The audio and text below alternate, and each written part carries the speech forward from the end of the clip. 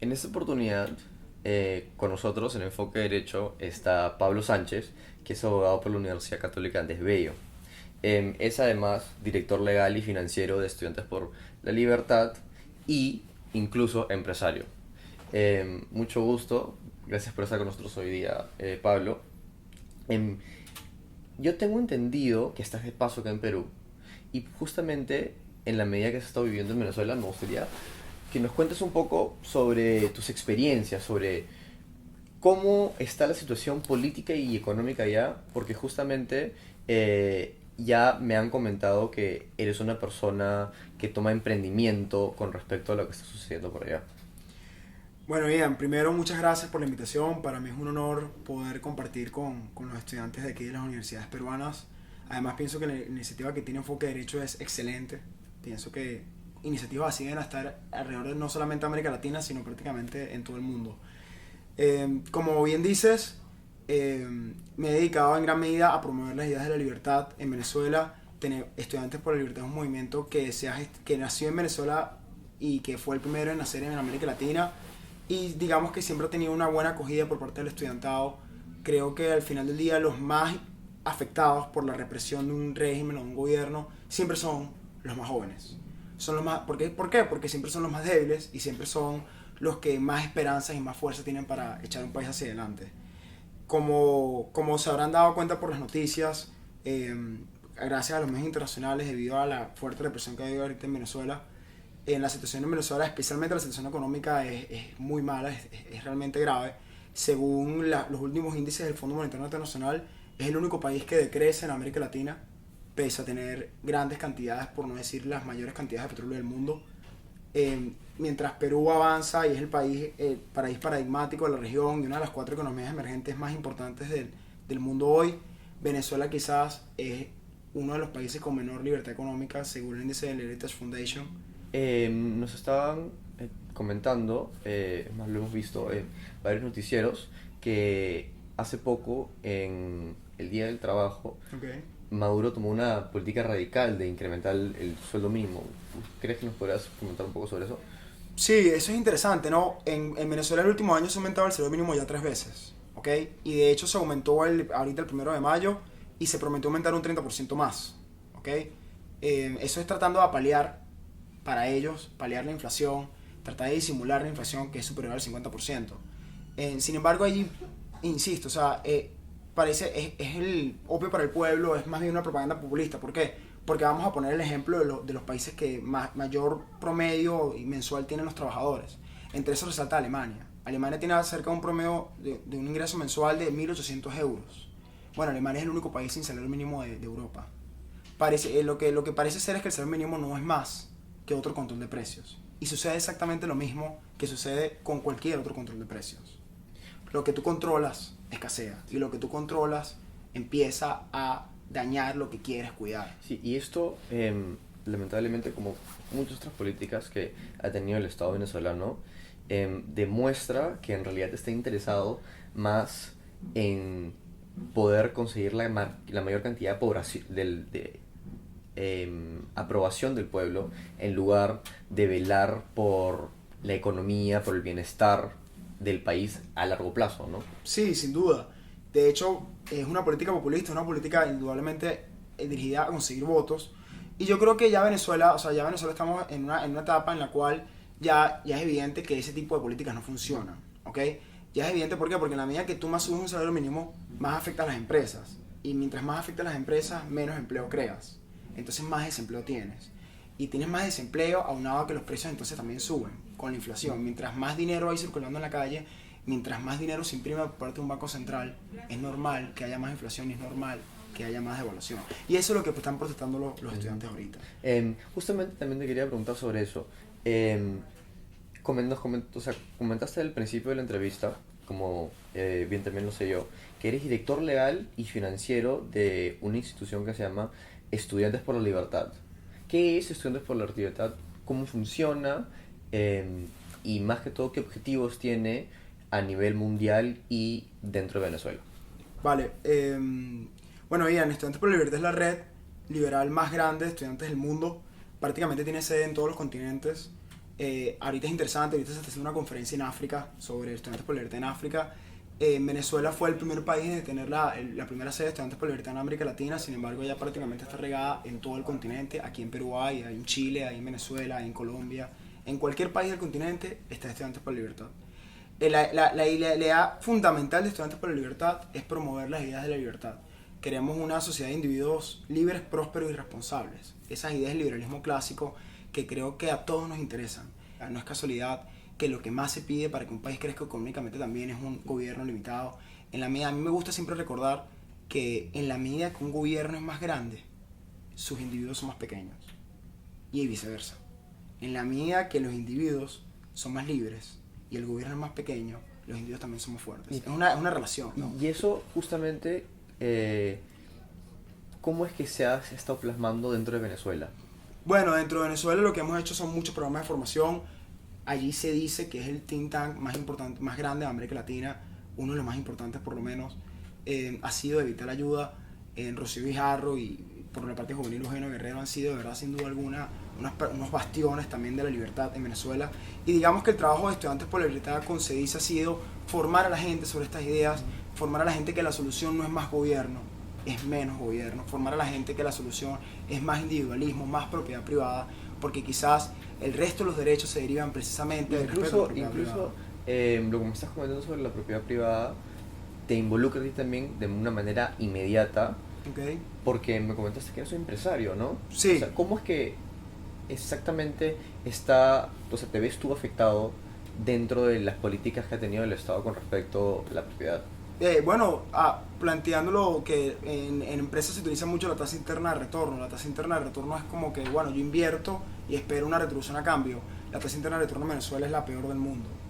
¿Okay? Entonces en Venezuela hay muchísimos emprendedores, pero entonces debido a la situación del país, debido a los problemas económicos del país, debido a una política de Estado dirigida a aniquilar el emprendimiento, lo que sucede es que entonces los emprendedores no logran crecer, no logran ni siquiera salir. Hay una estadística especialmente triste en Venezuela.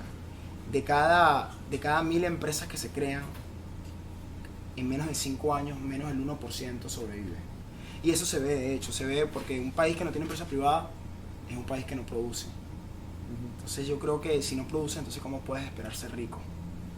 Me llamó la atención cuando me comentaste que esto es una organización que está liderada y protagonizada por estudiantes, porque los estudiantes también en Venezuela han sido un foco, en el sentido que hemos escuchado repetidas veces en los medios de distintas marchas que han realizado e incluso las represiones brutales que han tenido el Estado en forma de reacción hacia estas.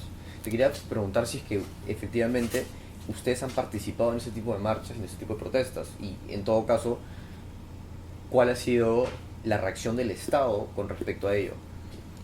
Para eso hemos hecho varias conferencias en prácticamente las universidades más grandes del país. Queremos llegar a todas las universidades del país.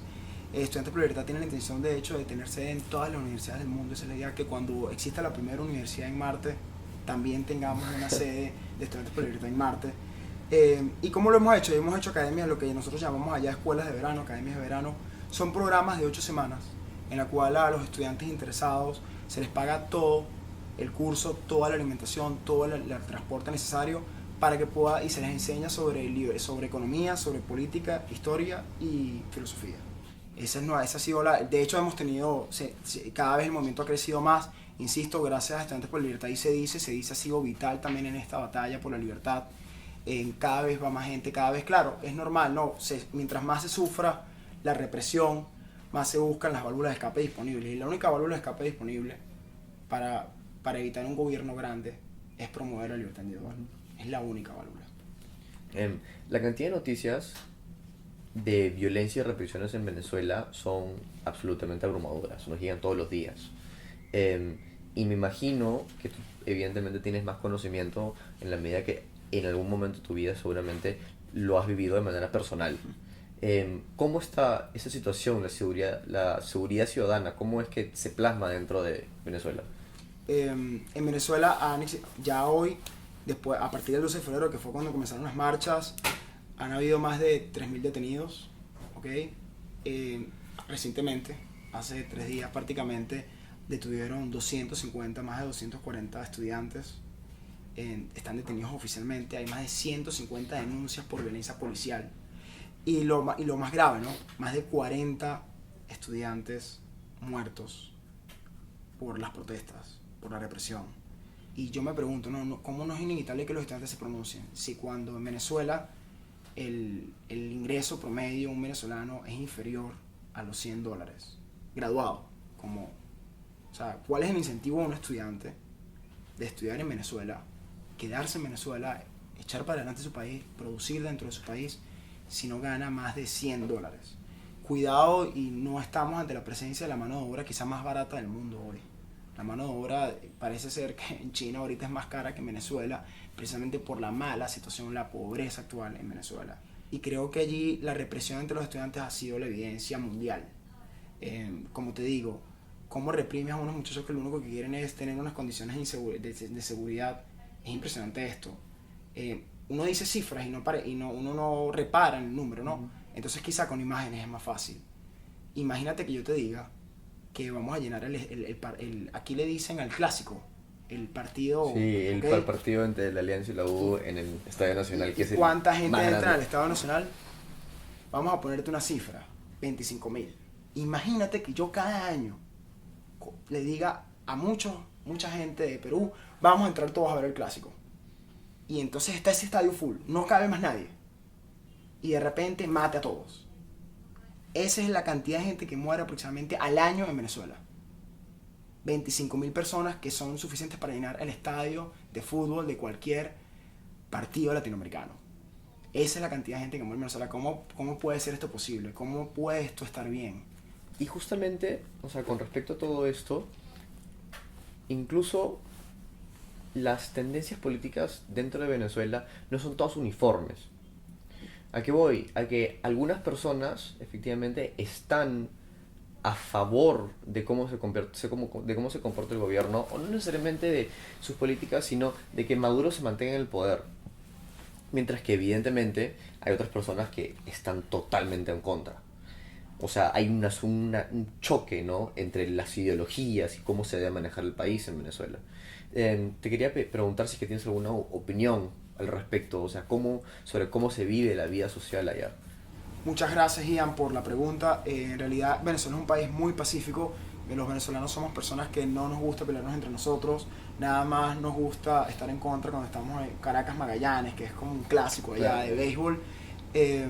Sin embargo, ahorita la situación en Venezuela, políticamente estamos polarizados.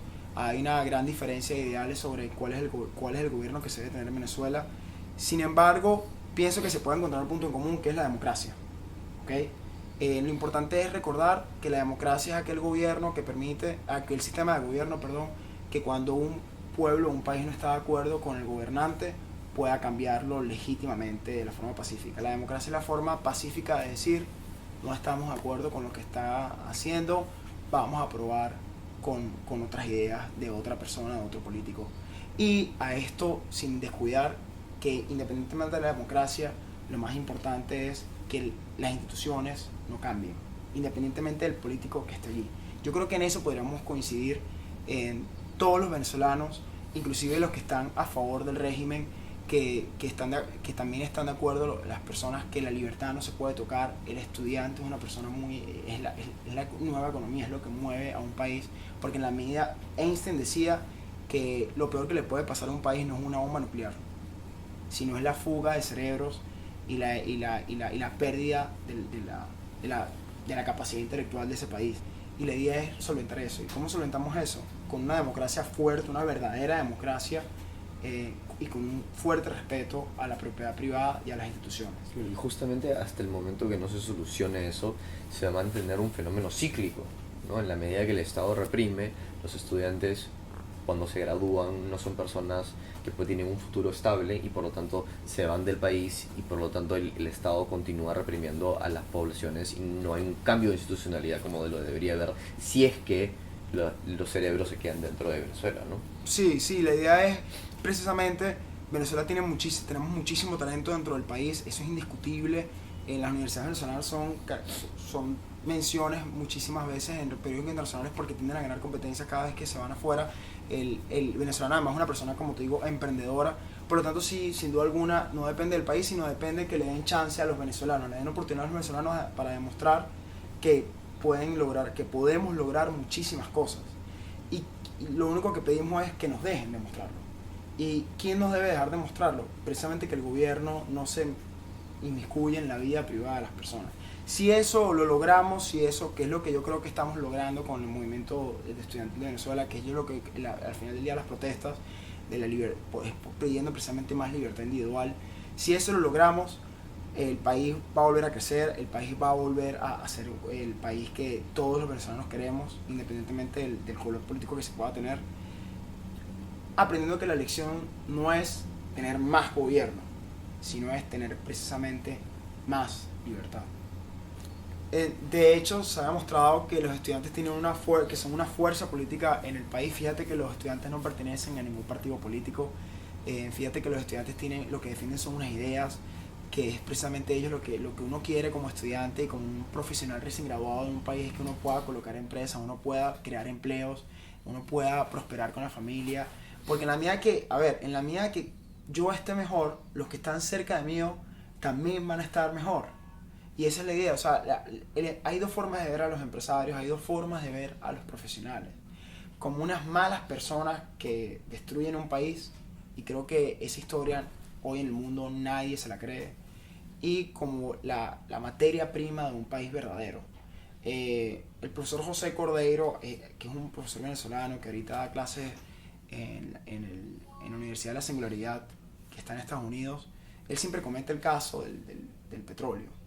Un barril de petróleo se vendía, ya no, a 100, 120 dólares. Un barril de petróleo. Con un barril de petróleo se pueden producir cerca de 1000 sombreros de Mickey Mouse.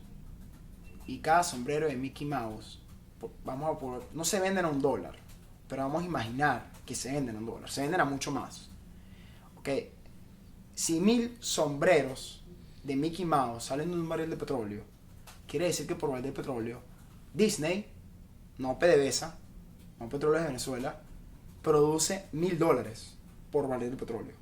Entonces el secreto no está en la manufactura, como dice el profesor José Cordeiro, sino en la mentefactura, en el valor agregado que se crea a la materia prima, a la transformación de los recursos de la naturaleza. ¿Cómo lo hacemos? ¿Cómo se logra eso? Con unos estudiantes cada vez mejor preparados. Y Venezuela tenemos los estudiantes preparados, tenemos la calidad académica, la idea es siempre seguir mejorando. Lo que necesitamos es un gobierno pequeñito que nos permita precisamente, yo creo que la solución no está en confiar en el gobierno que nos resuelve los problemas. Yo confío en el individuo, yo confío en las personas, yo le tengo una gran fe a las personas porque pienso que lo mejor del mundo está dentro de las personas, no dentro de un gobierno que siempre tiene intereses egoístas, no dentro de un gobierno que hace medidas políticas. Y no me refiero a cualquier gobierno que trata de hacer medidas políticas para ganar votos y no realmente para el bienestar de un país. Quisiera cerrar con la idea que es precisamente la libertad, lo que todos reclamamos, es lo más natural del mundo, de hecho. Fíjate lo difícil que fue pelear contra la esclavitud aquí en América Latina, inclusive las conquistas de derechos civiles que hasta hace nada ocurrieron en Estados Unidos. Creo que la libertad es algo inherente al ser humano. Y no puedes reprimirla, porque cuando la reprimes lo que pierdes es legitimidad.